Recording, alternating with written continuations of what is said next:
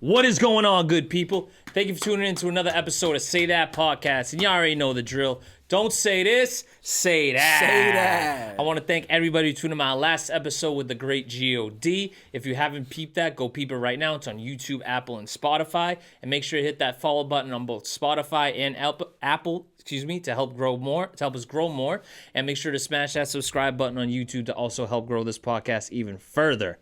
And as always, y'all know the drill, how I start these things. You can find me on Instagram, REPETE617 is my personal, and say_that_pod is the podcast page. Make sure to follow on there.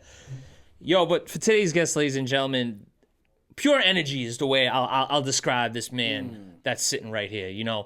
If you ever had the pleasure of meeting him, then you'll know what he's about. If you haven't, you're going to get a good education on it today. He hasn't been back here in a while. In fact, the last time he was on, the wall wasn't even paying. So, we had to get that right. Yeah. But, let's give a warm round of applause to MC motherfucking EyeFlo. How you doing, Lord? I'm doing good, Lord. How you doing, bro? You good? Of course, good to see you, How about you? My man, I'm blessed, bro. Yeah. Listen, Eid Mubarak to all my people who are celebrating Ramadan. Amen to that. Yes, Today is the final day. We made it. All praises to the Most High and the ancestors. Word up. I love that. Love it. So that's what I've been. I love how spiritual you are, bro. I love how you in tune with that because I'm getting back to my ways too myself with this Lenten season because we were in a holy time. Yes. Lent and Ramadan started at the same time. Lent, Ramadan, the Chinese New Year, the New Year, you know what I'm saying? Right. And then also we are in a retrograde, and the retrograde ends tomorrow. So everything is happening around the same time. And I'm someone who doesn't believe in coincidence, you know what I mean? Exactly. So it was all lined up. So I got to ask, how does practicing Ramadan, right, and every year, how does that help your career and also make you a better person in the rap game? This is my third year, so I won't act as though this has been a journey that's been a part of my whole life. But in the 3 years that I've partaken in Ramadan, it makes you realize more about yourself than anything else. Obviously, I would say most people intend to connect to God, and that's definitely one of my aspirations as well when I partake in Ramadan.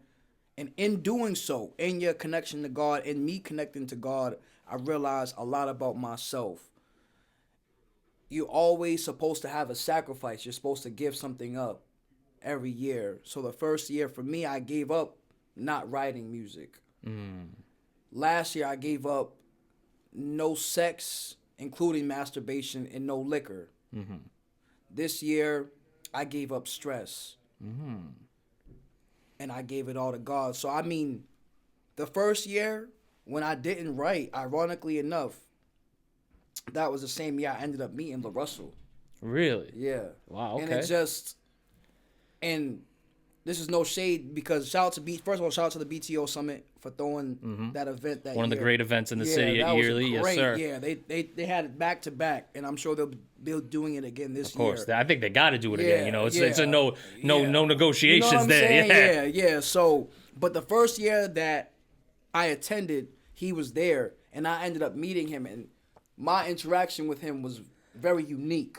It wasn't an interaction that everybody had. I'm not saying I'm the only one who met him. What I am saying is, I'm pretty sure I'm the only one who had the type of interaction I had with him. I got to really chop it up with him. Shout out to my homie Oliver, my man Solid Ali. He was there. We chopped it up with him, and then we got to kind of kick it with him. And then he ended up posting a clip that went viral of me krumping. I see that. Yeah, I saw that. Yeah. But it was the conversation after that was very inspirational, motivational, and just very humbling. It was dope because he and I are around the same age. So it was just really dope to see. But anyway, long story short, as far as how it makes me better as a person, as an artist, it just makes me zone in. It makes me really tune in to myself and tune everything else out.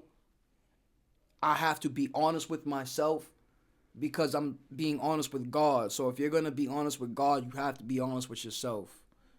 Amen so it really helps me and allows me to reach a level of clarity, reach a level of concentration that is harder but not impossible to obtain during the duration of the rest of the year. So I just feel like it just helps me tap in. Plus, you're not really smoking during the day. You're not eating during the day. You're not drinking anything during the day. Your mind is clear. The food that they give us is, that's a whole nother story. Right, so yeah. imagine just focusing and operating off of your own fumes. That will really make you different. And it makes me salute the people who are very sober. I salute people who are completely sober, who don't smoke, who don't drink, who don't partake in anything at all, ever, because they're operating on their own frequencies, especially for those people who are spiritual. If you're spiritual and you never indulge in anything at all, you are dangerous. And I salute those people. I'm not saying I will not indulge, because I promise you I have 2 spliffs rolled for me in the car. But I understand the connectivity. Of course. So for me, long story short, it just helps me tap in. Yeah. And I'm sure it does the same for other people. And so now I am curious. You said, you've been doing Ramadan for 3 years. Yes. That first year when you decided, I want to do this, what was kind of the motivating factor for starting it? And now, obviously, you're going to continue this as the years go on. Yes. I would say, to be honest, I needed a change. I wanted to connect to God.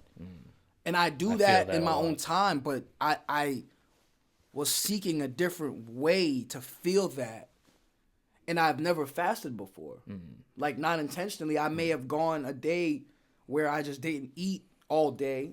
And but I've never, you don't even think about eating. Yeah, you know what I'm saying? Or even, days where the struggle was real and I just couldn't afford to get something to eat. But this was intentional. And it's like, I could sit here and drink this water, like, speaking, in the aspect of, like, okay, it's time for Ramadan. I could sit here and be looking at this water.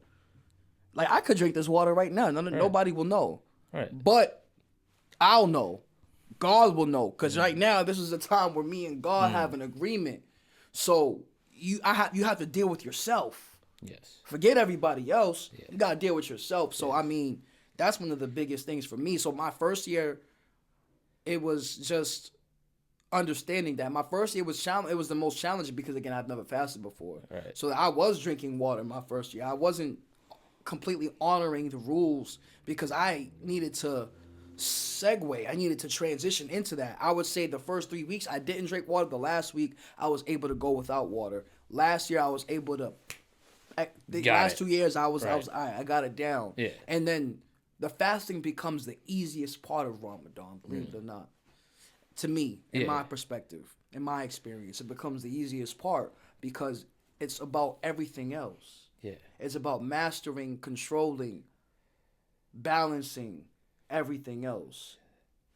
So, see, I love having these conversations because these aren't the everyday conversations that I normally have, right? When you bring up religion around a lot of people, it's a sour subject. It's very like, which way is this going to go? And 90% of the time people think it's going to end up in some sort of argument. It's going to blow up out of proportion, this whole thing. But to actually have a sit-down conversation where we can have an understanding about, and while we practice 2 different ways, still the themes of fasting and sacrificing are both prevalent.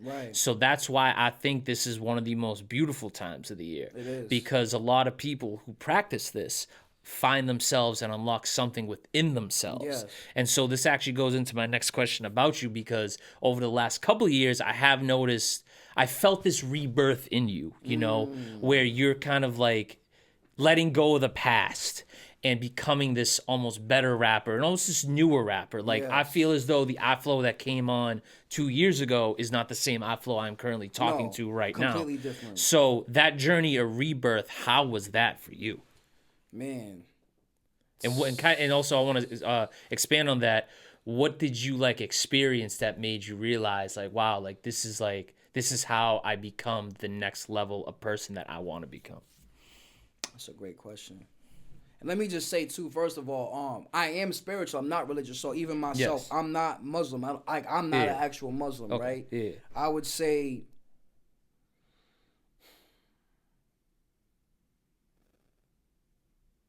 I'm gonna spin back for a second to Yeah, answer the sure. question. Being around a lot of the homies I'm around are Muslim. Yes. So it gave me a different perspective. So that's what actually also got me to wanting to connect to God in my own way, being around people who were connecting to God in their own way.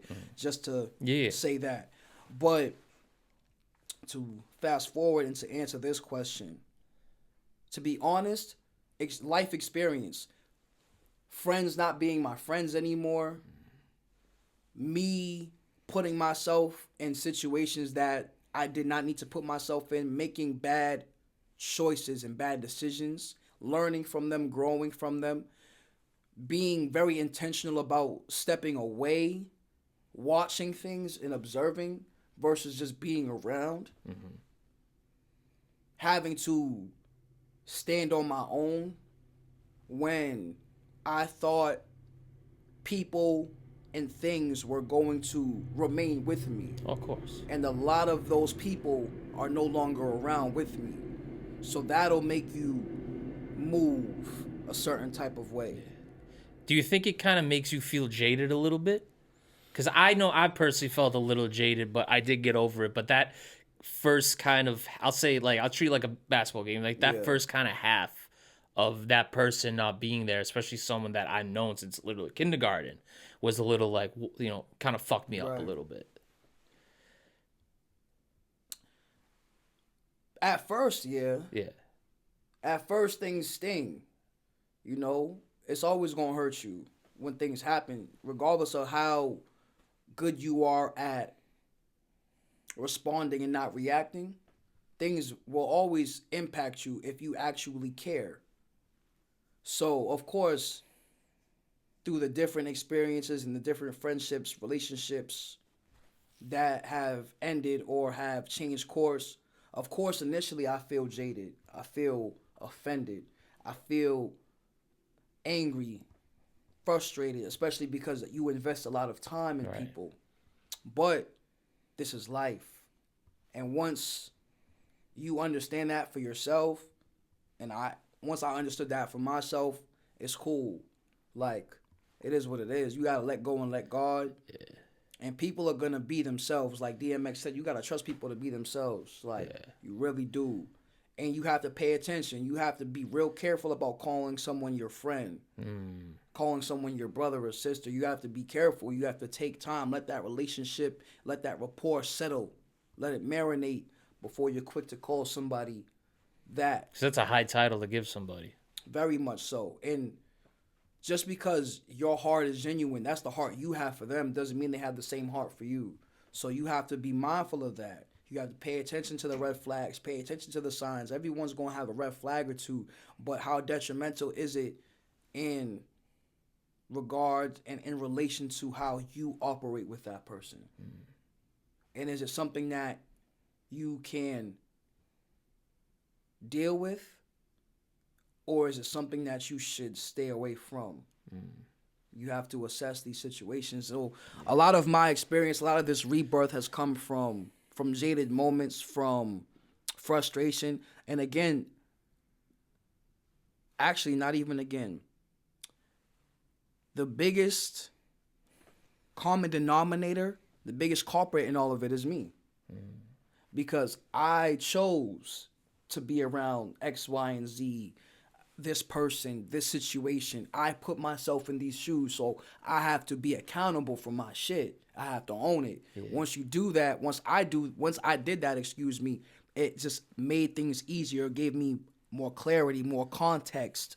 You know what I'm saying? Yeah. So it made this transition more seamless. Yeah. And now I'm stepping into a version of myself that I love. I haven't even fathomed what I'm going to look like next year, or how I'm going to be next year or in 2 years. And it's funny because when you said that just a moment ago, as far as me being a different rapper and a different person and a different energy from the last time I was here, I felt that when you said it. Like, yeah. In retrospect, I know it because I'm changing, but now sitting to think about it, things are completely different from those 2 years ago. Absolutely. And even Just the space I was in. I felt at that time I felt like my back was against the wall. At that point in time, I felt like my back was against the wall for different reasons, but I stuck with myself. Of course. And that's all I need. That's it. And whoever's for me will be for me. Whoever's not for me will be removed. Right. Whether I do it or whether God in time does it. So that's where I'm at with that. Well, so, yeah. That was beautifully said. You're really examining your life through, like, I will say a third lens, right? But however, that is that third eye opening, right? That's like the observation that you have about yourself that a lot of people can't possess because ego gets in the way or something along that lines gets in the way. But I like to think to myself that, like how we talked about growing, right? Things have to change, right? Because if nothing changes, nothing changes. It just has to. So you have to get on the ball before the ball comes to get you. And thinking that, because I've been going through this recently too with the job market, right? So, and this is what I'll say about this is how I've observed from a third eye lens about this, right? These jobs, it's the rabbit and carrot, right? They're dangling the carrot and they want the rabbit to jump no matter what. And it feels degrading, right? But once you go through that, you then in turn realize, like, yo, I'm a human being. I'm really in this bitch, right? Like, I'm supposed to be stressing about these nobodies that didn't know I existed until 5 minutes ago, that the only conversation I'm probably going to have with them is this 30-minute interview, and I got to, like, stress about if they pick me or not.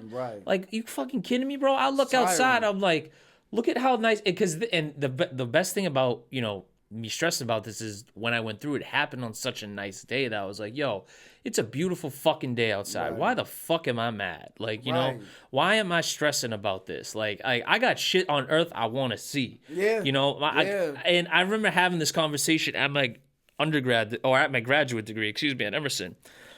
The professor asked, like, what's your dream job? And they were, like, calling on people. I'm thinking to myself, like, well, I don't dream of employment, right? I dream of experience. I dream of, going to these countries that I want to see, doing the things that I want to do. A job is just like the side piece, in the main cycle of these things, right? If God willing, I do end up getting paid for podcasting, absolutely, I'll accept the abundance as it comes, right? I'm not going to say no. You're not going to block the blessing. No, right, exactly. However, twerking for it and embarrassing yourself for it, it's not innately human. No. And that's what fucks me up about it, right? And I know that's what gets a lot of people down about it, which is why, like, we have to say the things we got to say, because you got to put the energy out there. Energy can't be destroyed; it can only be replicated. Bro. Right? Exactly. So it's one of the most powerful tools that I'm starting to learn myself. But I would hope that other people who are going through it start to learn it as well. So that's what the point I was trying to make. It's real. Oh, right. Absolutely. It's real, bro. So I had to actually write this down because it's a good question that I wanted to ask you. So you strike me as someone, you always have, someone who just doesn't make music, but someone who lives through their music, right? Like your experiences, your struggles, even your spiritual journey, they all bleed into your sound. But when you step into the booth now versus a couple years ago, what feels different internally? And is it more intentional, more therapeutic, or do you feel like you're carrying a different kind of message when you record? Because I know we are gearing up for a new album, but I want to know, like, what's been the process as you're getting to this next point with this new album. I would say I'm far more sure of myself now than I was 2 years ago. Even in how I write my music. I'm not trying too hard. I feel like, a couple of years ago, even when, we were making Champion Sound.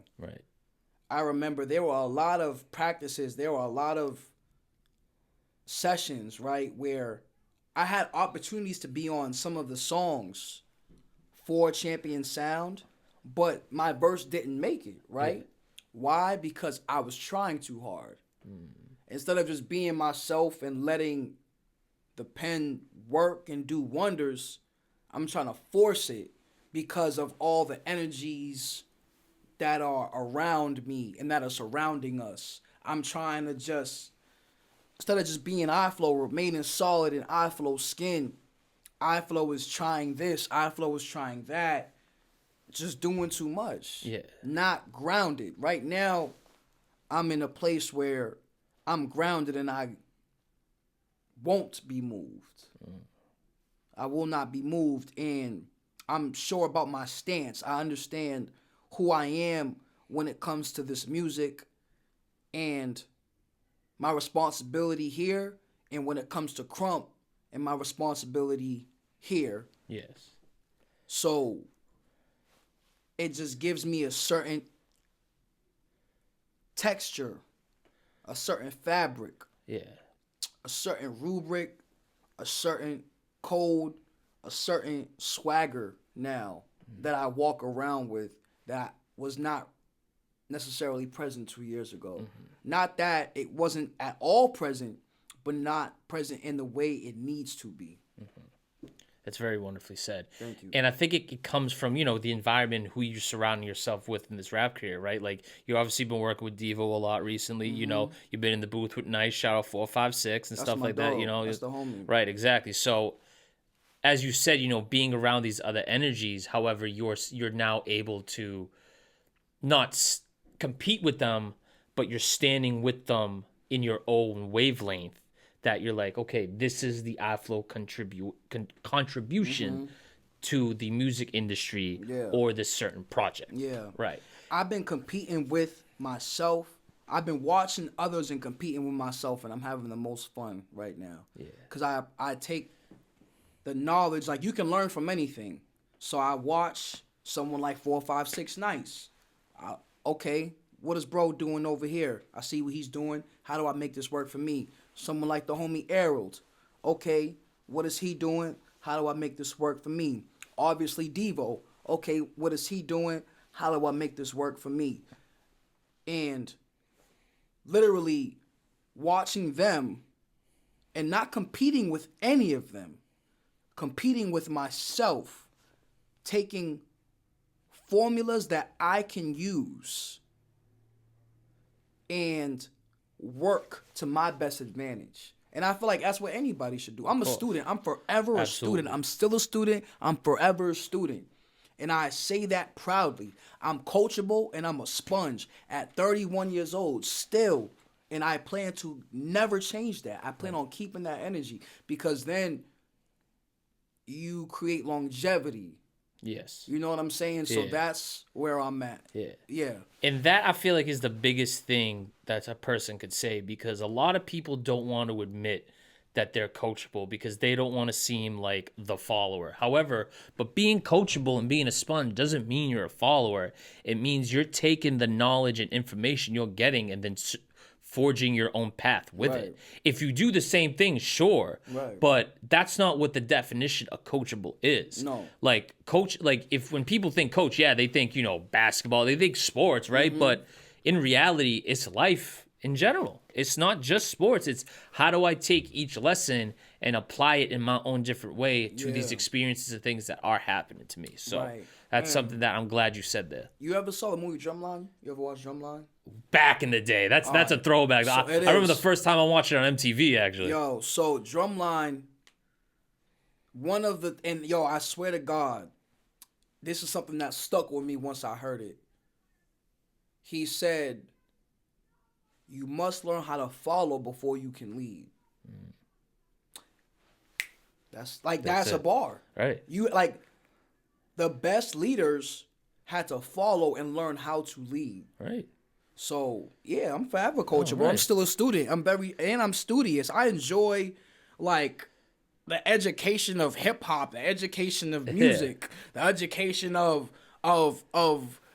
social science, just the psychology of things. I just appreciate learning, you know what I'm saying, all aspects. Like, do I always have a book in my hand? No, not necessarily, but I appreciate being able to just observe, to watch, to study, in different formats. You know what I'm saying? So Cool. And I yeah. think that goes to one of my favorite things that Benny the Butcher said. It wasn't he was being, funny in the sense of it, but he Yeah. was like, people think like when I'm on my phone in the studio, I'm texting or calling somebody. He's like, no, bro, I'm watching National Geographic or some shit. Like I'm learning brother. about some shit that like I didn't know about. I'm like, I'm glad he said it, because if I fucking did, I'd seem like a nerd. The older you get, the more you appreciate National Geographic and jazz music. Yes. And instrumentals. Yes. I'm telling you now. Yeah. The older you get, the more you appreciate the more natural things in life. Yeah. Speaking of instrumentals, though, and this may sound not like a cop-out answer, but something everybody would say. My favorite one, like my favorite just straight-up instrument beat, is Summertime Madness by Kool and the Gang. And I remember at a beat competition, Devo sampled it and flipped it. And I was like, this motherfucker, he really did that shit, huh? Keep up, motherfucker. It was like that, yeah. So that's something I really appreciated with that. However, you participate in art that is very rare nowadays, in krumping, right? Yes. And it's something you wear proudly on your sleeves and you wear proudly in your heart right there. So talk to me about how you first got into krumping, right? And how you're able to keep that art form alive even when it's not something that's very popular right now. It's not popular to the masses. Right. But we're a very active, a very booming community. Okay. We are ever growing, and soon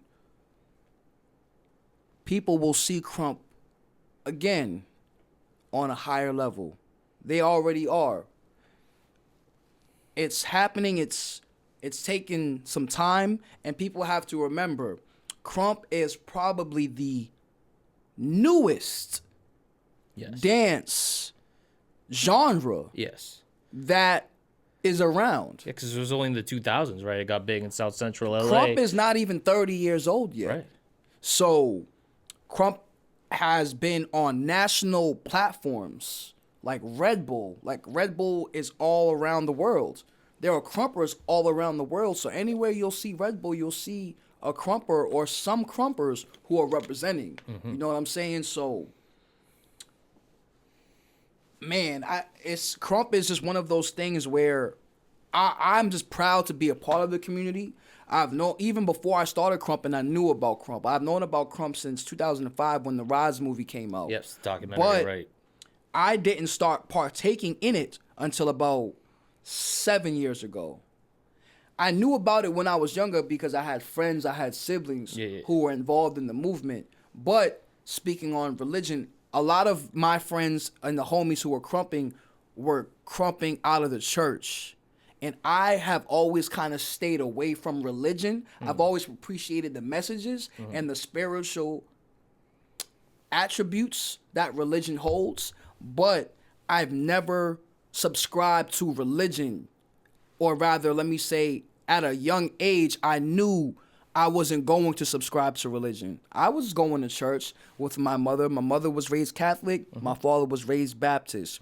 So I know all about church. For me and my soul and my spirit, I just knew that wasn't for me. So when I came of age and a lot of my friends were krumping because of church, I was like, nah. But then when I got older, things changed. Whoop-de-whoop. All right, cool. Now we're here. So krump is something that you have to feel it. You truly have to feel it. You have to embody it. You can't just do it. Yeah. You have to feel it. So, again, krump is not known to like someone or people. Obviously, you know about krump, but people in your neighborhood. But I knew it through you, though. You see what I'm saying? People in your neighborhood, for example, they don't know about krump. No, absolutely not. But there's going to come a point in time where you turn your TV on and you'll see somebody krumping. And you already have. There are people who krump like, shout out to Big Miho. He's gone on tour with like Mariah Carey. Wow. You know what I'm saying? Yeah, like, you know, people like have been on tour with Chris Brown. You know what I'm saying? Yeah. My homie Landmine, shout out Landmine. He was in the Super Bowl last year with Kendrick Lamar. Wow. So krump is a real evolutionary genre. Yeah. And there's a lot of traction that's taking place. It's just not everybody knows about it. Right. You And because know? from doing my research on it, it started as this anti-violence movement, right? It was a way to express yourself Yes. physically and Yes. like emotionally without Yes. having to resort to violence. And that's what a lot of like movement is, right? Yes. So, and I do feel like when you first show someone krumping, they're not like very, I'm not going to say they're very for it, but they're very confused by it, right? Yeah. So if you had to tell someone who is confused by it what the message of krumping is, what is it that you would tell them? It's expression. It is not aggression, but it's aggressive expression. And you can be aggressively expressing how happy you are. It's intentional. It's thought of. It's felt. It's genuine. It's something that, again, you have to feel before you do. You can't just do it. Like, you can just do choreography. Right. You can just You do learn that, right? You learn it. Right. You can sit here and just do it. But with krump, and there's krump choreo, but even then, if you're not feeling it, it's not gonna translate the way you want it to. Yeah. I can literally sit here and I can sit here and show you and the camera and everybody watching. Like, you know what? I had a long day. Let me go walk my dog. After I walk my dog, I'm going to go smoke a blunt. After I smoke a blunt, I'm going to drink some water. And then I'm going to chill. I can show you that through dance. Yeah. There's not too many dance styles and genres that you have that articulation. And I'm not saying that other genres aren't expressive, because that is dance, that is movement in its totality. However, with krump, it's intentional. Like you said, it did come from and it did originate from a place of not wanting to join gangs. Or if you're already tied in, I'm trying to stay away from the streets. So it does have a origin of resilience, Yes. of perseverance, of struggle. So those things are all true, and those things will never leave. However, it has expanded. And some people who have never been a part of, been near, or are even truly aware of the magnitude of gang violence are now krumping. You have people from Canada. I have a homegirl. Shout out my homegirl, Sam, Miss Fabs. She's a beast. And now, mind you, that's not to say she doesn't know about the plight of African Americans or people in the States or from LA or from different hoods, Boston, New York, what have you. It's not to say that someone like her or whoever isn't aware, but they may not have gone through it. Right. But now we're in a space where people can truly appreciate the art form and take that on for themselves and identify with their own struggle, their own expression. And now they can embody that and hone in on it to the point where they can convey it to other people. And now it's a language, right? Yeah. Krump is a language. Right. It's an arm swing, a wobble, a weeble, a kangway, a bang out. These are all words. These are all vocabulary words. Yeah. We formulate these words. We combine them to make sentences, just like we do with literally these words. Literally the language we're speaking You know right what I'm now, saying? right? Just exactly. like we do with English, we do the same thing with krump. So I might see somebody from Kenya. I might see someone from Chile, Colombia, the Philippines. All I have to do is watch them and I can understand the language. Like, oh, okay, this is how they're feeling. Yeah. Okay, this chest pop meant this. It's going in this direction.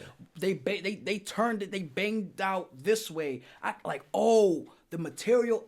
I can sit here and go on, but it just gives you perspective on how they're putting the things together. I love that. You know what I'm saying? Yeah. So it ties the universe together. Yeah. It's a universal language. It's almost like body language. Like, again, you don't have to speak English or speak French if you're in France to see if someone's upset. You see what I'm saying? Right. You can just watch. Yeah. Body language is 90% of everything. Right. So you can just watch and pick up a whole conversation.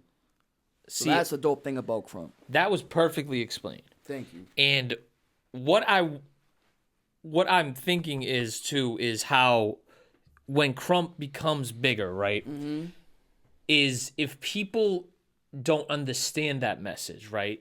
Because you are speaking of it as something that it needs to be protected, which it does. Yeah. However, it's for everyone to enjoy, but please make sure you understand that this is the central message of it. Yes. It's not just some trend you hop on No. and then go away from. No. It's something that is a legitimate art form that has the roots of this message. Absolutely. So for the people that like do participate in it, especially if you don't come from that life realm or world, Yes. you know, you got to understand like it's not just another hip hop dance, No. right? It's not at No. all. It's an actual like you could freestyle right now, Krumping, Yes, right? right. And people would understand you. Right. It's that type of shit. Yeah. I can't just break down and start breakdancing, right? Without like music or something like that. Crump, you don't need music to. You just do it straight up. I won't even say that because you could break dance without music. It's just about who you are. Like the rhythm is within you. Like either you got it or you don't. Yeah. It's like that. Either you have it or when it comes to rhythm, you can't teach someone how to bounce. You can teach someone how to stay on beat, but that means you don't have it. Right. If someone had to teach you how to feel that, like if you don't just feel it yourself, someone can teach you variations of a bounce, but if like you can't just feel it out for yourself, because even babies can do this. Yeah. Right. Exactly. Like when they just you know they what I'm bounce saying? it up and down, right? Yeah. That's everybody does it. And then they'll catch the beat. Right, You know, exactly. But you have it. Right. And it's either you have it or you don't. So it's just one of those things where you just have to be mindful of what you do with it. Like I said, so I mean, yeah, you don't need music to crump. You don't need music to b-boy. You don't need music to dance. If you feel it, you feel it. You have it, you have it. What you do need is an understanding. Yes. Like, you have to understand the origins. Right. Like, I don't personally know. Well, I can't say that. I don't know the full extent of the b-boy origins. Right? But I do know that I'm sure there are people who watch b-boys and just start breakdancing and don't know the full magnitude and the full origins and the history of the b-boys and why b-boying has become so cool. They might just see their homies do it and now they do it. Yeah. And that's probably why somebody may say it's mainstream and washed down and condensed and what have you. Yeah. Whereas Crump is so unique and so original and like you said, it's something that needs to be protected.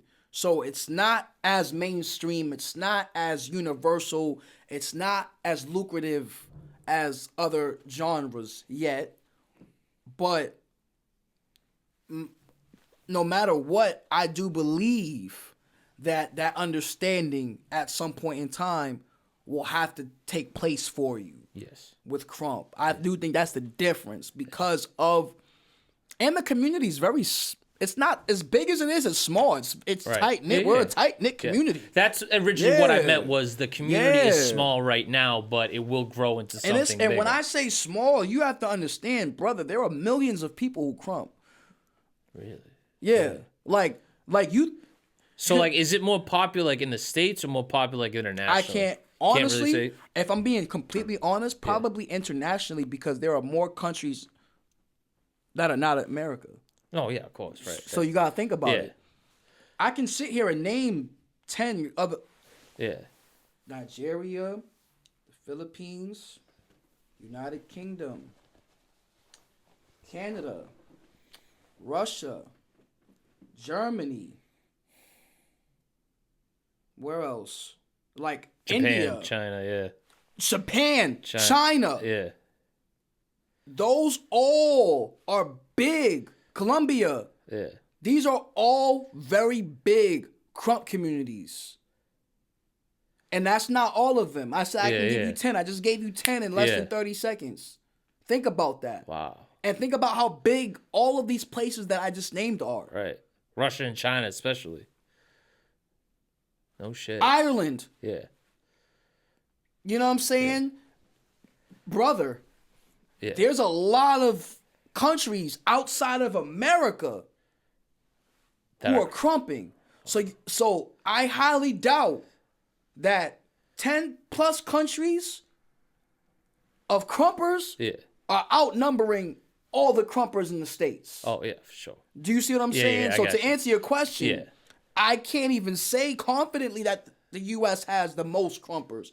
Now, we may have the most krumpers in like in a small vicinity, but I don't think in its entirety the U.S. can compete with the number of other countries and the number of krumpers that they have. Yeah, because you know, in doing my research, that never came up about like where it is popular as well. But I like how internationally traveled it is. You know, how it is. So that goes back to your point, how it's just another language where a person in different skin in a different country who speaks a different like spoken language can still understand that language of krump, right? Oh, literally. So that's something that's cool to see. That's something I got to do more research on for sure, but I love that. And it's, I mean, because of course, when everyone thinks of krump, they're going to think about LA.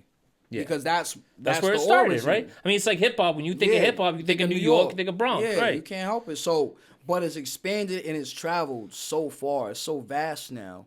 It's nothing like how it was 20 years ago. That's awesome. Yeah. And it's only up from here. Only up. Yeah.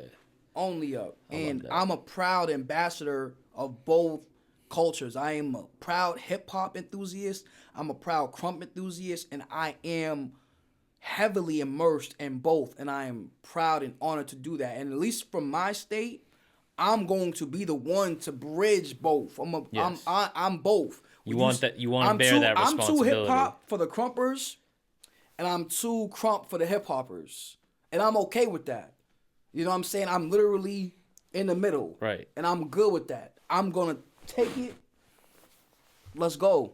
Carry the torch. See, I love how you have no problem bearing that responsibility, right? I have no issue. Because some people would really stay away from that. They'd let you know, a person like you take that. I've seen it. Some of my homies do both. Some of my homies might be nicer in krump or more active in krump than they are in music, but they're really nice at making music. Some homies are really, really, really nice at music and krump on the side too.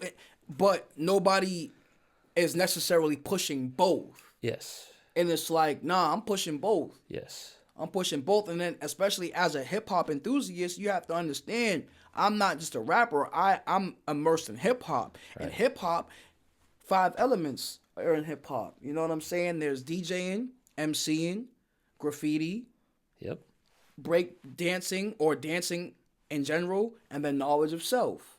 So for me, I'm embodying everything. Right. And then, fortunately, krumping is something that I feel and that I live and that I do, and that also happens to be a dance. Right. So, in me living my truth with krump, I'm also living my truth with hip hop because I'm tapping into another element. You've perfectly embodied the yin and yang, you know?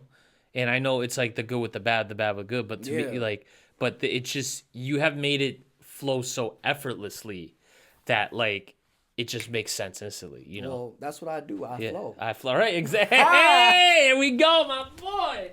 See, this is why everything just ties back. It's like, it's all connected, one day, I'm dead serious. Write a book or something. You know what I'm saying? I thought about it. No, don't lie. You got that in you. I can tell just from speaking. You got that in you for sure. Thank you, bro. Thank you. But, we're going to get into the album right now that's coming soon, So basically, bro, I want to know the whole process of it. Like, obviously, we've talked about your rebirth as a rapper, and obviously, this will be that first album that comes out of that rebirth as a rapper, right? So talk to me just about, your creative process, the name of the album, the release date, who you got for features, producers, and even the central message of the album, bro. Okay, so I'll tell you this. I mean, did you listen to my last joint? Yes, I did. Okay, the EYE. So that was like, I feel like that was a transitional period. My next joint, I will say, because I don't want to give away too much only because I want people Give what you want to, yeah. to really anticipate and to see things and understand and experience as it happens. But what I will say is, EyeFlo is the next Avatar. I am the next Avatar. I like that. And I am an Earthbender. Yeah. Okay, here we go. I'm the next Avatar, and I'm an Earthbender. Yeah. So you have to take a walk with me as I learn the elements, and then I will tap into my Avatar state. I love that. So the next release that you all hear from me will not be a full-length project, but it will be a project. Yeah. And as long as you all stay tuned, you'll see how all the pieces on the board move. Yeah. But I will say, I will hint at, again, the fact that I am the next Avatar and I am an Earthbender. So my next project will be earthy, for lack of better words. Yeah. Features, I'll say you all will have to see. And there may not be as many features as people anticipate. But then again, there might be more features than people anticipate. If you pay attention to me in the movement, you gonna know. You'll know. You gonna know. You know, if you don't see me with them, you probably shouldn't ask me if they're going to be featured on the project. If they don't support what I'm doing, you shouldn't ask me if they're going to be featured on the project. But beyond that, as the homie Joe Salza says, I'm still with the same niggas I came with. You know what I'm saying? So, but beyond that, man, it's an experience. I'll say I'll give you a little more. I'll say the first one is Earth. The first joint is Earth. I'll be releasing a series of EPs before a full length. I'll give you that. I like that. So that's what I'll be doing. Yeah. I'll be releasing a series of EPs before. Well, see that, and this is a convo I've had with Maystar too. One of my last episodes. It's world building, right? It's I got to tap into some of that episode. Yeah, don't worry about it. But it's the point is that you're building your world in your art, right? Yeah. You're giving people this experience to hold and to actually, like you said, walk with you as I explained to you. I'm sorry, random, but I actually got a track with him. He got a track with me. Okay. I almost forgot about that track. We ain't going to spoil too much. You just kind of reminded me of it. So me and Maystar got some joints in the tuck. I might have to go into Google Drive and see what's up with it. Yeah, man. I'm sorry, but excuse me, I'm sorry. No, it's okay, bro. Yeah. But as you said, because if you told somebody just on the street, like, yo, this album, I'm the Earthbender, right? I'm the next Avatar. They're going to be like, what you mean? But, like, this is why these albums, or I should say these EPs are being made so you can walk with me through this, I'm going to explain to you why I am. Yes, that may sound far-fetched to the casual eye, but to the true listener, like, you're going to hear me and you're going to understand me why I'm saying this about myself, right? It's growth, yeah. So, like, long story short, I would just say, because that's how I feel about myself. That's what I know I am. And no one's going to tell me different. Absolutely so not. what this series will be, it'll be me learning about myself. It'll be me understanding the different elements. Because I'm an earth sign, so I'm comfortable with earth. I'm water. See, I like that. You know what I'm saying? Yeah. I have to get comfortable mastering different elements. I have to get comfortable with air. I have to get comfortable with water. I have to get comfortable with fire. Because if I don't do these things, how can I ever tap into the Avatar state? Right? So this will be a journey of my people experiencing me becoming comfortable.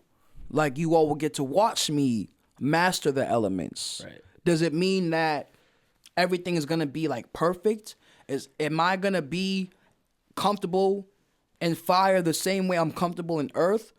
No. But you're going to walk with me and experience that with me and see this with me, because I don't have a problem being vulnerable and putting it out there. Right. Is it gonna be my best work? Everything that I do is going to be better than what I've done. Say that. You know what I mean? Say that. So take this voyage with me. Watch, experience. Yeah. Don't be so quick to, well, he's not talking about Anything, right, or whatever. or What's he talking about? Nah, understand what's really happening. Yeah. Understand what's really happening, not what you think should be happening. Understand Right. what is happening. And then make your synopsis from there. You know? I feel like that's a lot of J. Cole's music. Not because that you copy that, right? But just the fact that people either over-examine his stuff or they just downplay it the first time. Like, so for example, right, this latest track, right, The Fall Off, right? I liked it personally for the message, right? Do I understand? Is his music, you know, you play in the car with your girl? Of course not, bro. It's different strokes for different folks type of shit. Right.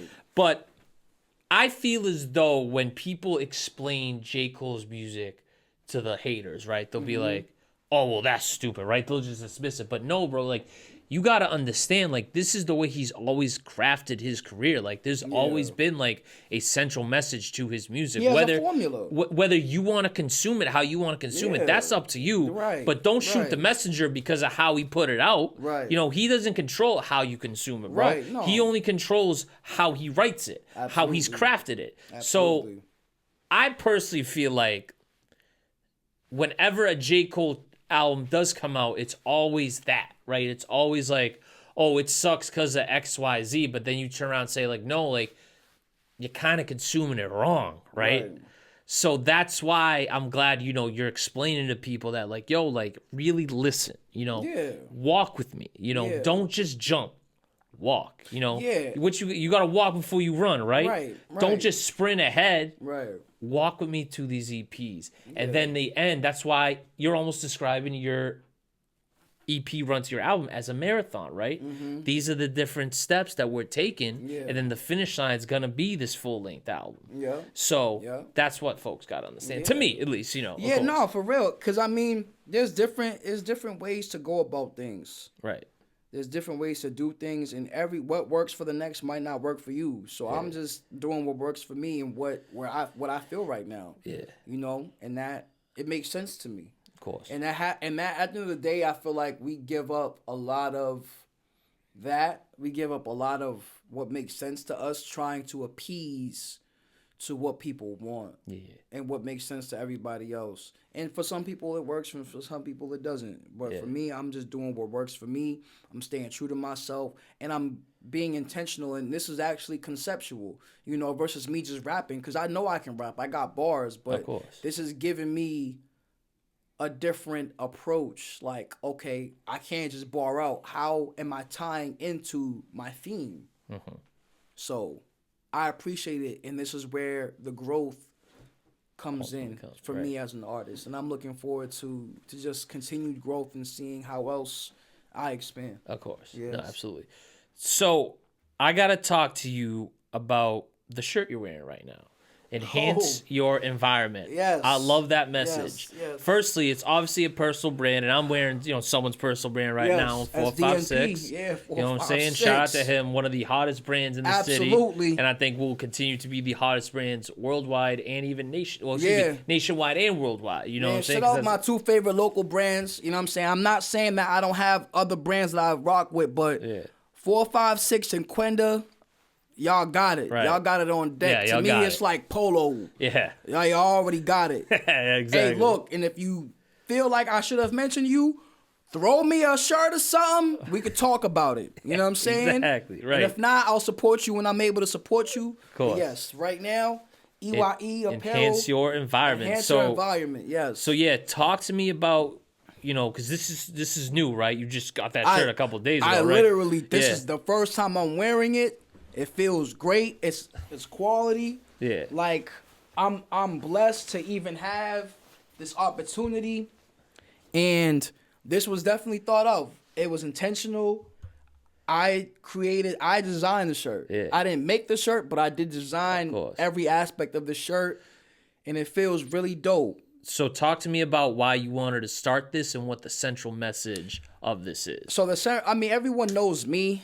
The first thing that people are going to notice when they see me is my eye. So I've decided to embrace that in many ways. And EYE is an acronym. There are many acronyms. Like, this is only the first installment. That's why there are only going to be initially 25 shirts made per installment.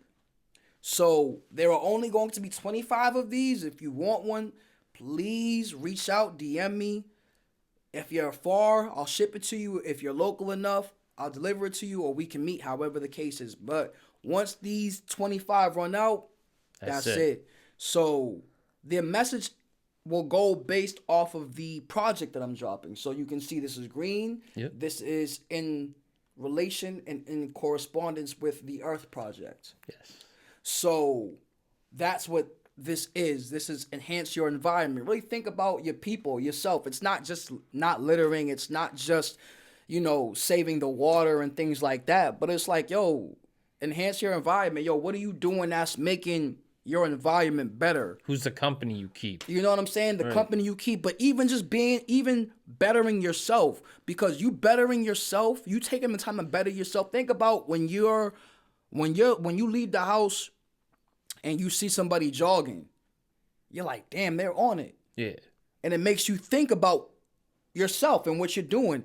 They're enhancing their environment just because they're actively progressing and bettering themselves, and it's shaping your mind to think and have you better yourself. Yeah. Something as small as that. Right. Enhance your environment. So whatever way you see fit, whatever theory, whatever scenario makes sense to you, it don't matter. Just enhance your environment. EYE, baby. That's it. Yeah. Yeah. Because I love clothes with a message, right? Yeah. And this is something I talked about with Peter Edouard of Mathematic Athletics, is because he had dropped the neighborhood collection where he put, I saw all, that. all that, right? I need to grab a pair of Dorchester shorts. Yeah, in the jersey, And I needed some South Boston joints. I needed some Dorchester and some South Boston joints. Hey, Mathematics, man.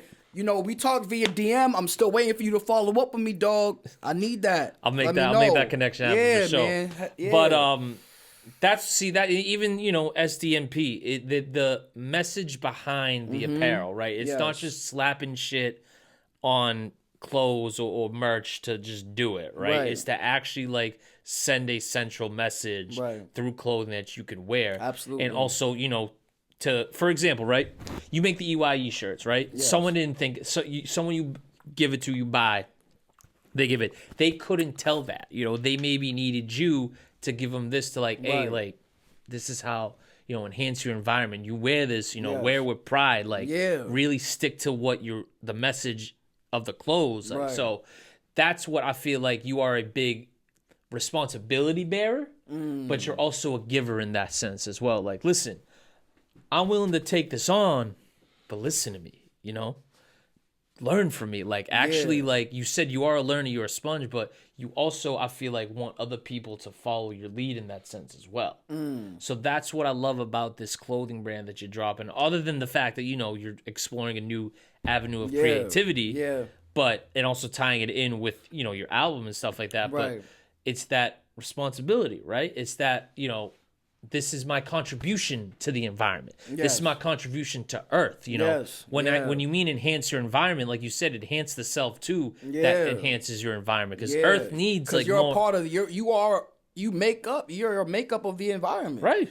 You know what I'm saying? Your whole air, water, you're all those elements in one. You're everything, and it's just even the spiders are a part of the food chain, right? You know what I'm saying? Yeah. You're not gonna think about it when you think about the food chain. You're thinking about animals, but flies and spiders, the insects are a part of that. Yeah. You know what I'm saying? So everything matters. Everybody matters. You know what I'm saying? Whether or not they matter to somebody, different story. Yeah. But in the grand scheme of things, you matter. So what are you going to do with that? What you going to do with that? Right. You know what I'm saying? It's up to you. So enhance your environment. Yeah, this is the first series. This is the first installment. And like I said, there are only 25, so make sure y'all tap in with me and grab them. Yeah, man. Yo, you heard it here first. Yeah, no lies. It's the first day we wearing it. Yeah, man, it feels good. And also, too, it's what I have on the sleeves is we can't share vision but we can share a vision. Yeah. You know what I'm saying? Yeah. I'll never see life through your eyes. Ever. Right. You'll never see life through mine. Correct. And that's the same for everybody. Yeah. But we can share vision. Yeah. We can attack something together. Yes. We're sharing vision now. Yeah. Do I see it the same way as you? Nah. But I see something the same way as you. Yes. You see what I'm saying? Yeah. So it's just one of those things. This is very it is very intentional. It's just about philosophy, spirituality. It embodies me, but also it embodies everybody. Anybody who can relate and who can resonate with any of this. And if not, even if you just like the way it looks, I'm not mad at you. Yeah. I'm not mad at you. Like green's your favorite color. Yeah. Hey, cool. Thank you for supporting the business. Right. But beyond that, think about what you got going on. And I would love for people to not necessarily follow my lead, but to look into themselves, man. Yeah. Like, this life shit is short. Right. You know, and it's good to reflect. It's good to think about what's happening. Yeah. Because it'll be over. Like, we're gonna be here and then we won't be. Yeah. You know what I mean? Yeah. So But see, Yeah. and then that goes back to like the job thing that I was talking about, you know, too. It's like, and even my vices, right? Yeah. For example, I'm almost 500 days clean of weed, good shit. right? You know, Good shit. but Damn, that's good shit. if you smoke, I don't. You Yeah, know, you're you not do, judging right? nobody, yeah. I don't like Right. doing that because who the fuck am I to judge somebody Right. when I was waking up in college at 8 a.m. smoking blunts? Right. You know, Right. my just whole thing is it's like with shit like that, right? Yep. You look into yourself and you're like, you know what? Nothing lasts forever. No. Take the life part out of it, the Right. act of it, right? Right. When it starts here and you say to yourself, all right, it's going to end here. Yeah. Whatever vice you have, you know what I'm saying? Right. So that's what I've been kind of unlocking in myself, where it's like, it's not like, oh, time's ticking. It's like, no, just when the fuck does it end? When do you want it to end? If like, so I literally woke up day after my 27th birthday. I was like, you know, that's it. Right. That, you know, I had my fun. Right. I can't say I didn't, but even, you know, drinking, like, you know, or like other vices that people Yeah. will have. It's like, Yep. when does this shit end to the point where I'm like, all right, I need to find my spiritual self. Yeah. You know, so that's what I want people to just understand about me, but I want people to also understand about themselves. Where, like, yeah. you know, you're going to hurt yourself going back and forth with these vices, right? So either pick, you know, if you want to still stick with it, okay. Do it right. Yeah, as long as it don't hurt you, you know what I Right, mean? right. If it's hurting you, then okay, then you got to gotta stop. think But about it, yeah. right. But if you're like, all right, you know, maybe I do want to stop smoking or drink. All right, bro, then stop. Right? Right. We don't need these things. Yeah. These things need us. Yeah.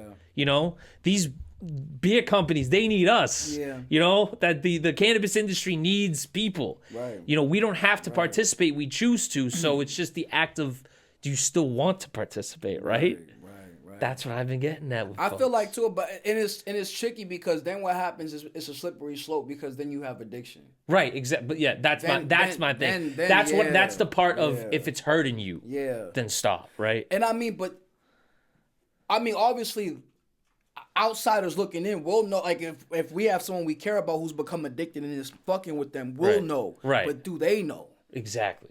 You see what I'm saying? Yes, like I so do understand. that's a slippery Yeah. slope. But I do understand exactly what you're saying and the point you're making. Yeah. But I know people who suffer from addiction. Right. I've seen it Bad. too. Absolutely. Bad. No, like I'm not saying that you don't, Right. but like even like actively now, Yeah. I know people who are still addicted to certain things. Yeah. So it's like they don't realize the detriment that they're in. They don't realize the situations that they're putting themselves in. You know what I'm saying? They don't realize. They think, oh, okay, this is just a shot. This is just a drink. Then it goes from that to a fifth a day. Then it goes from that to 2/5 a day. Or it goes from a cigarette, a squally, you know what I'm saying, every so Right. often to 2 packs, 3 packs in a day. Right. Like these things, you know what I'm saying? Even the weed, someone could say the same thing about me. Like, bro, you smoke 9, 10 blunts a day. You know what I'm saying? Or whatever the case is, but you know, and that, like I said, that's a slippery slope. But like you said, it's just about understanding the point of if it's hurting you, you gotta really evaluate what you're doing. Right. You gotta really think about how you can get yourself out of that situation. Because if not, you're forcing the people around you to do so. Exactly. And that's never easy for them or for you. Yeah, that's so tough. Yeah. That's just tough. Yeah, man. But enhance your environment. That's what you got to do. And enhance your 2026. But, yo, before we get out of here, bro, I want you to give the little people a little preview of what 2026 holds for EyeFlo and the future beyond that. If you are so inclined to tell, of course. The future's so bright, brother, I can't even see. Amen to that. You know? The future's so bright beyond my ability to actually envision. But I will say this year, just look out for different work from EyeFlo in different directions. Yeah. There's not stuff we haven't seen before. Stuff, yes. And I'll be working with people you all haven't really worked. I'll be working with people you all haven't heard me work with before. Producers, artists, expansion. Just get ready for me to expand. I'm not limiting myself. I'm not someone or something that should be confined or can be contained. So it's time for me to expand. It's time for me to grow. So, speaking of expansion, right? Yep. I don't know if you heard, but the NBA is planning on doing so, right? Yep. To Vegas and Seattle. Yep, I have heard that. The biggest problem that I've been seeing is the overall product of the league. Yeah. Sucks, right? Yeah. For example, at the time of this recording, it is March 19th. On March 18th, which was last night, there was a lot of blowouts around the league, right? In fact, I think about half the games were blowouts, and people were like, "Oh, another win for the NBA product, National Blowout League," and they're worried about, expansion teams when in reality the product sucks, right? Yeah. I'll give you this too: the Thunder and Nets, the Thunder were up 60-24 at halftime last night on the Nets. But the Nets suck, bro. Right? But the issue then becomes and I was watching a video before I came here. The NBA is we'll call it in bed, right? With these betting apps, right? With FanDuel, DraftKings, whatever. They have these contracts. And in turn, it's now making players sitting more viable. Players getting, for example, the Celtics didn't play the Warriors with Curry, Jimmy Butler, like Draymond, but they're injured though. Right, but Curry and Butler are injured. I believe so, but there is also the issue of load management, right? Yeah. Is it actually a thing or whatnot? Right. So I feel as though while yes, it would be cool to put a team back in Seattle, you get the Sonics back, people's opinion on Vegas are what they are. People say it's dying. I think I agree. I only went once and it was last year. I can't really say for sure, but my point is I believe that the overall NBA product doesn't need expansion right now. It needs a facelift. They're worried about teams tanking, but are you really worried about that? Or are you worried about that because the betting companies are telling you to worry about that? It's this weird cycle. And it was a video about how ESPN was the death of journalism, but they got into how the NBA is now all about making the betting companies happy. So that's why you're seeing a lot of shittier teams, we'll call it. Why you're seeing a lot of teams tank because there's just no point. But in turn, that helps the betting companies because now players are sitting, they're either getting injured or whatnot. So as someone who has watched the league as you have, I want to know what your opinion is on both expansion and right now the overall NBA product. I feel like right now the overall NBA product, I feel like right now the NBA is trying to decide whether or not they want to make international players the face of the league or if they're going to allow homegrown players to be the face of the league. I feel like the last 10, 15 years, the European players who've come have been very great. The last 5 MVPs are all international players. You know what I'm saying? So, granted, one's Canada, which I get. Canada's your opinion, but it's still international. Yeah, it's still international. Right. Yeah, regardless, because they're not from the States. No, right. Yeah. And I think that's been their biggest plight. Mm-hmm. I don't even like the betting and stuff. I don't really. It is this whole thing. It is what it is. Yeah, right, it is what it is. That's its own thing. But as far as that is concerned, I feel like that's probably the NBA's biggest play on, and I feel like they're focused so much on that that the appreciation for the game overall is going down because they're starting to focus on player. Like it's like, okay, Michael Jordan was that player. Before then, you had Magic and Larry, Dr. J, and of course all of them. Yep. But since Michael, it's been the theme of who's that next person. Yes. Who's the face? Yeah. And I feel like they're so focused on that the game is suffering. Is degraded. Yeah. You know what I'm saying? Because I can't tell you to face the NBA right now. I can't. Because there's a lot. It's not LeBron right now. I'm going to be honest. But even then, you can't even. He's not the main face, but he's still a right. He's still prevalent. Figure. Oh, absolutely. He's prevalent. still a prominent right. figure. I feel like there's about 10 faces in the league. I would agree. So you know what I'm saying? There's and that's what it is. They're so focused on that there's no real like pride. You know what I'm saying? There's no real pride. I feel as though the respect, in the game, the individual respect of the game for players' sake is gone. Lessening. Yeah, it's lessening. I think it's more of like.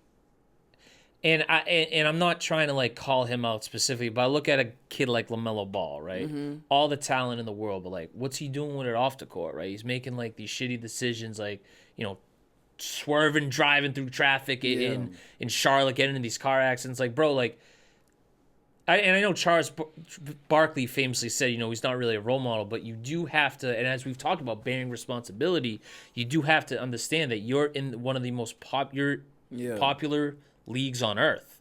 You're one of I'd probably say after soccer, basketball is probably the second most popular sport worldwide, right? Yeah. And as an NBA player who's in this high ranking in the league or on a team or what have you, you do bear responsibility of behavior, right? Like you can't do certain things because of the eyes that are on you, right?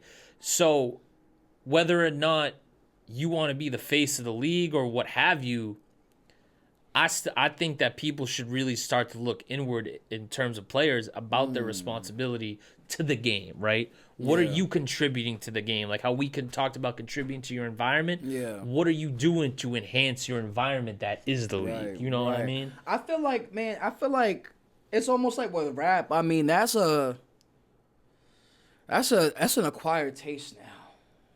Yeah. Like back in the day, even the gangster rappers had intentionality. They weren't just like, yo, I'm gonna kill the next motherfucker because, they rapping like, dog, I'm tired of being harassed. I'm about to start spazzing because, yo, I'm tired of police trying to kill me. I'm tired of the niggas down the block trying to kill me. So it's time for me to cut up. It's time for me to just let it all be what it is. That was more the energy versus like now, you have someone who's just gonna kill the nigga down the street just because. You know what I'm saying? Like that, there are two different messages. Same thing with the NBA. You have someone like a LeBron who wants to be active and fix things, and then you have like a LaMelo. Like they bear the responsibility different, but like it's kind of the same thing in rap. Like you know what I'm saying? But that's who's to say that's his fault necessarily. Like obviously he's responsible for his own actions, but is he wrong for not bearing that responsibility? If he wasn't shown how to, if he wasn't really taught that's what he should be doing, because you don't know what you don't know, right? Like obviously I'm sure people are in his ear talking whatever, but it's like after a while you're not gonna hear that. With money, with power, there's only so much certain people can really say to reach you. So if you don't have that within you, you don't have it within you. It's almost like how we were talking about rhythm earlier. How some people will say, you either gonna be a real nigga or you not. You either gonna be a solid person and have a good heart, or you not. If it's in you, it's in you, and if it's not, it's not. Right. Like, if that's not in him, no one can expect him or whoever, not just him, because we're not singling him out, but we can't expect anyone on that caliber, on that level to do that. Like, you can't expect the baby to think like common sense. Yeah. You see what I'm saying? Yeah. Or you know what I mean? Like, you can't, you know what I'm saying? You can't expect a young thug to think like a Mos Def. You can't, you know what I'm saying? It's one of those things. It's like, they gave you the tools, but you can't expect them to follow it. Yeah. You could give someone the blueprint. Right. They got to keep it blue. Yeah. Because they can't make it yellow. They can't make it red, right? Print. Yeah, you can't. I know you're right. It's like, what you going to do with that? Right. Nah, that's facts. You know, but beyond that, that's just one of those things, man. It's interesting. It's a slippery slope. It is. It's a slippery slope. And just as a fan of the game, you know, it just sucks to see. Overall. Yeah, the integrity has lessened for sure. But again, that's when with a lot of things, and then with that comes with expansion too. Right. Even with krump, with hip hop, the more you let others inside, or the more the community grows and expands, you have different people who are now involved. And I hate to sound like this, but it's almost like, you know, drugs. Mm-hmm. I don't do cocaine. I might know a little something about it. I don't do it, but it's almost like having pure cocaine and having touched cocaine. Yeah. Right. Once it starts getting, or even weed, let's lessen it. Yeah. You know what I'm saying? Homegrown weed and dispensary weed and street weed are all different things. Right. All three of those things are different. And it's like the more hands that are put on it, the more people get their hands on it, the more it's going to change. Is it good or is it bad? I guess it depends on who you ask. Right. You know what I'm saying? So, yeah. No, that's a fact. Yeah, that's brother. That's wonderfully said, too. Yeah, bro. You know, a lot of gems were dropped in this episode, man. Before we do get out of here, I want you to tell the good people where they can find you on all socials, all streaming platforms, all that good stuff. Listen, tap in with your boy. Instagram, The Last Jedi. THALASTJEDEYE. Toughest username out right now, I gotta say. Thank you, brother. I appreciate that. I feel like it is too. Nah, I like that. No lie. That's a good wordplay right there. Yeah, thank you, bro. And then on Twitter, MC _EyeFlo. Everywhere else, MC EyeFlo, EYEFLO. Tap in, man. No W. You know that's why it's important. No W because I have to earn every win, boy. Hey. So make sure you hit me up. Yeah. Tap in with me. Please listen to the music that I have out currently. Please watch out for the music that I have upcoming and dropping soon. And definitely make sure you grab one of these, bro. Tap in. Dogs. Make sure you grab one of these on Dead Dogs, because I'm telling you now, I'm not making another 25. No. So you better grab them now. And if I do decide by some miraculous chance to make more, they will be even more limited. And I'm probably going to raise the price up. So come fuck with your boy. Grab these now. Tell a friend to tell a friend. I appreciate everybody who's supported me and who's been a part of the journey that I'm in right now and thus far. So thank you for real. Yes, sir. Yes, sir. Yeah. But ladies and gentlemen, this was one of those episodes where I will describe this as the true definition of say that. This man was talking on this, and this is something that's going to be on the internet for a very fucking long time. So even if you're watching this 20 years from now, you still going to be learning some shit, all right, on Dead Dogs. Dead Dogs. But as always, ladies and gentlemen, you know where to find me. Instagram is REPETE617. The podcast page is say_that_pod. If you are watching this on YouTube, make sure you smash that subscribe button and leave a like and comment on what you liked about this episode, because I'm sure you liked a lot of this shit. Yo, this man was talking his talk. You respect the shooter like that. You know what I'm saying? Dogs. Yeah. If you're listening on Apple and Spotify, please hit that follow button as well. Tap in, man. But y'all know how I end these episodes, man. Y'all know how I get out of here. And it's simply with this. Hold up, yo. Don't say this. Say that. You know and we're out of here. Yeah. Peace.